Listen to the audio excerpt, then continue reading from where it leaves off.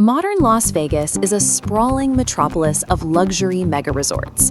But in 1905, it was a parched railroad stop, a failed frontier settlement struggling to maintain even basic irrigation.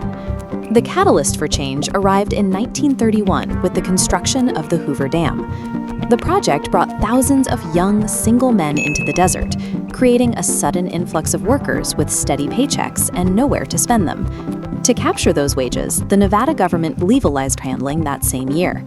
Paved streets and early casinos like the Northern Club appeared almost overnight to meet the demand for large-scale entertainment. But there was a financial bottleneck. Local business owners lacked the massive capital required to build luxury resorts, and legitimate national banks refused to lend money to any venture involving gambling. This created a regulatory blind spot. Out-of-state crime syndicates realized that Nevada was an open city, a place where they could legally invest their illicit cash and wash it through legitimate businesses without the usual territorial disputes. Las Vegas wasn't the result of visionary city planning. It was built by criminal venture capitalists who were the only ones willing to exploit this specific geographic and legal loophole. The first wave of high-end investment arrived with Bugsy Siegel and Meyer Lansky. In 1946, they funneled organized crime money through local banks to build the Flamingo, the Strip's first true luxury resort. While Siegel provided the proof of concept, the real scale of expansion was funded by the Teamsters Central States Pension Fund, controlled by Jimmy Hoffa. This diagram shows the mob's private banking system in action. Midwest crime syndicates, specifically the Chicago outfit, used Hoffa's pension fund as a personal vault to finance icons like the Sahara, the Sands, the Riviera, and the Tropicana. This shadow banking system allowed the syndicates to build a total monopoly on desert entertainment, creating a scale of luxury that legitimate Wall Street firms wouldn't touch for decades. A moment of wonder.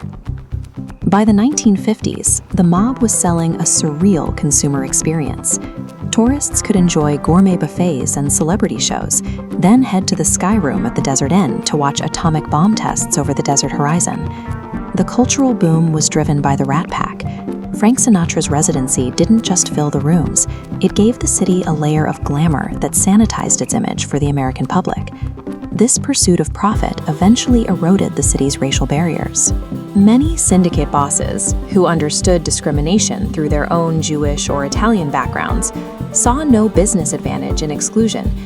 They began desegregating their floors because they realized a wider clientele simply meant a larger market share. That wealth eventually drew the attention of the federal government. In 1950, the Kefauver hearings met in Las Vegas, publicly exposing the fact that money from organized crime was the controlling interest in the city's casinos. The Mafia perfected the skim, a system designed to siphon cash directly from casino counting rooms before hitting official tax ledgers. Enforcers managed this pipeline, ensuring untaxed wealth moved continuously back to crime families in Chicago and Kansas City. Behind the glamorous facade of the 1950s, the Mafia had successfully engineered a parallel economy, turning a barren desert into the world's most lucrative, untaxed cash machine. The decline of mob control began in 1966 with the arrival of billionaire Howard Hughes.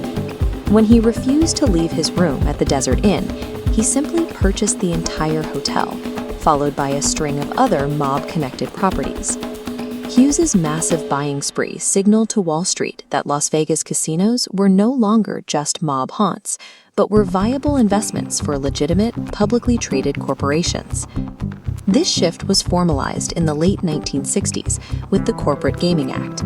The law removed the requirement for every shareholder in a casino to undergo a background check, finally allowing large corporations to own and operate hotels.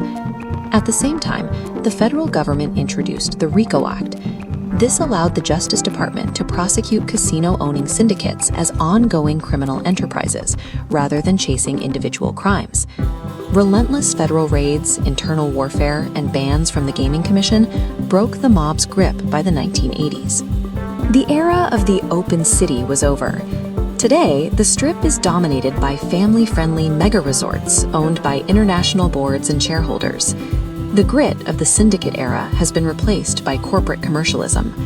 But while corporate boards now own the modern city, its economic engine and world-famous infrastructure were built on the illicit venture capital of the American Mafia.